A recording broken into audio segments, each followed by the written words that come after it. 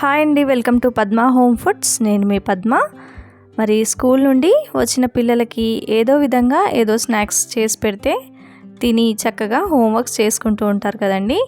ఇంట్లో వాళ్ళకి పిల్లలకి నచ్చే విధంగా ఒకసారి అయితే ఈ విధంగా స్నాక్ రెసిపీని చేసి పెట్టండి. ఈరోజైతే మిల్ మేకర్ 65ని మీతో షేర్ చేస్తున్నానండి. ఇక్కడ మిల్ మేకర్స్ని నేను చిన్న సైజులో ఉన్నవి ఒక 1 కప్ వరకు తీసుకున్నానండి. ఇలా తీసుకున్న మిల్ మేకర్ని మనం హాట్ వాటర్లో వేసి ఒక 10 మినిట్స్ పాటు అలాగే ఉంచినట్లయితే మెత్తబడిపోతాయి అన్నమాట.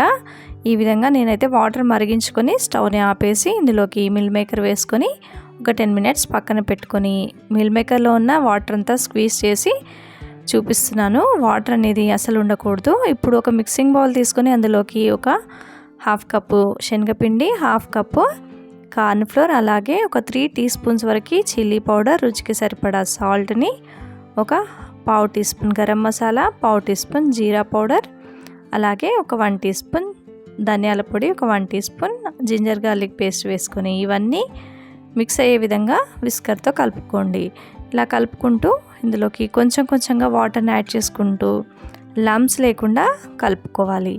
మరీ ఎక్కువగా ఒకటేసారి అయితే వేయకూడదండి. ఈ విధంగా వేసుకొని ఈ విధంగా కలుపుకున్న తర్వాత ఇందులోకి మిల్ మేకర్స్ని యాడ్ చేసుకోవాలి. ఈ విధంగా మిల్ మేకర్స్ని యాడ్ చేసుకున్న తర్వాత మొత్తం అంతా కూడా మిక్స్ చేసుకోండి.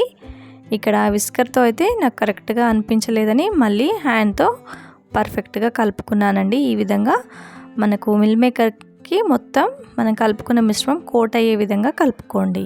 తర్వాత స్టవ్ ఆన్ చేసి ఆయిల్ని కడాయిలో వేసుకొని ఆయిల్ హీట్ చేసుకున్న తర్వాత ఈ మిల్ మేకర్ని కొంచెం కొంచెంగా ఈ విధంగా ఒకటేసారి వేసుకోవచ్చు, లేదంటే విడివిడిగా కూడా నెమ్మదిగా వేసుకోవచ్చు.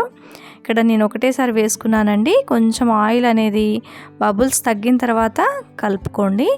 ఇలా కలుపుకుంటూ విడివిడిగా చేసుకోవచ్చు. మనకు క్రంచీగా అయిన తర్వాత అవే విడివిడిగా అయిపోతాయండి. చూడండి, ఈ విధంగా మంచి గోల్డెన్ బ్రౌన్ కలర్లోకి వచ్చిన తర్వాత వీటిని ఒక పేపర్ నాప్కిన్ ప్లేట్లోకి తీసుకోవాలి. మనం ఫ్రై చేసేటప్పుడు స్టవ్ని లో టు మీడియం ఫ్లేమ్లోనే పెట్టి ఫ్రై చేసుకోవాలి. కొంచెం ఎక్కువ టైం పడుతుందండి. ఈ విధంగా ఫ్రై చేసుకున్న వీటిని మనం మిల్ మేకర్ 65 అనుకున్నాం కదండి. స్టవ్ ఆన్ చేసి మళ్ళీ ప్యాన్ పెట్టుకుని అందులోకి ఒక 1/2 టేబుల్ స్పూన్ ఆయిల్ వేసుకోండి. తర్వాత ఒక 1/4 టీ స్పూన్ జీలకర్ర, ఒక 2-3 పచ్చిమిర్చిని నిలువుగా కట్ చేసుకొని వేసుకోండి. ఒక 4-5 వెల్లుల్లిని సన్నగా కట్ చేసుకొని వేసుకోండి. ఈ విధంగా వేసుకొని వీటిని లైట్గా సార్ట్ అవుట్ చేసుకోండి, అంటే కొంచెం ఫ్రై చేసుకోండి. తర్వాత ఇందులోకి మనం ఫ్రై చేసి పెట్టుకున్న మిల్ మేకర్స్ని వేసుకోండి. చాలా క్రంచీగా ఉన్నాయండి. డైరెక్ట్గా ఇలాగే కూడా తినేసేయచ్చు, కానీ కొంచెం టమాటో సాస్ అవన్నీ టచ్అప్ చేస్తే చాలా బాగుంటుంది. ఈ విధంగా వేసుకొని ఒకసారి ఈ విధంగా ఫ్రై చేసుకోవాలి. తర్వాత ఇందులోకి కొన్ని కరివేపాకు రెమ్మల్ని కూడా యాడ్ చేసుకొని ఫ్రై చేసుకోండి.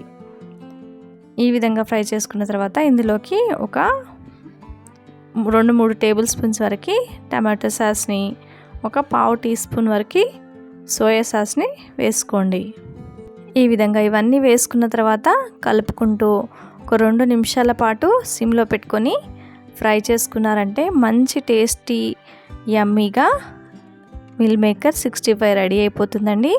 ప్లేట్లో సర్వ్ చేసి పైనుంచి మిర్చి అలాగే గార్లిక్ కరివేపాకు వేసుకొని తింటే చాలా చాలా టేస్టీగా ఉంటుందండి.